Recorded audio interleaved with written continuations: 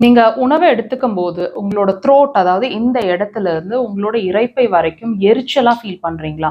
காரமாவோ, எண்ணெயோ, மசாலாவோ லைட்டா இருந்தா கூட அது ஒத்துக்க மாட்டேங்குது. ரொம்ப பர்னிங் சென்சேஷன்ஸ ஃபீல் பண்ணிட்டுருக்கிறோம்.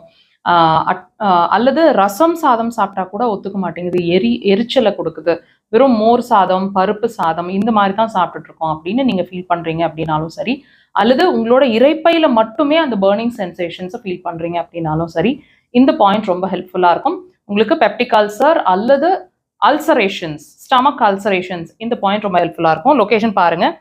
பெருவிரல், அதுக்கு பக்கத்து விரலுங்க. பக்கத்து விரல்ல மெட்டி போட்டிருக்கிற விரல்ல நகக்கண் வெளி சைடு அவங்க மார்க் பண்ணியிருக்காங்க. டீப் பிரஷர்ஸ் ஒரு பென்னோட டிப் வச்சுட்டு டீப் பிரஷர்ஸ் 15 to 20 செகண்ட்ஸ். உணவை எடுத்துக்கிறதுக்கு முன்னாடி ஒவ்வொரு மீலுக்கு முன்னாடியும் ஒரு 15 மினிட்ஸ் முன்னாடி 3 டைம்ஸ் ஆவது மினிமம் பிரஷர்ஸ் கொடுங்க. அப்புறம் உணவு எடுத்துக்கோங்க. டிஃபரன்ஸ் தெரியும். தேவைப்பட்டா அதுக்கு மேல கண்டினியூ பண்ணுங்க.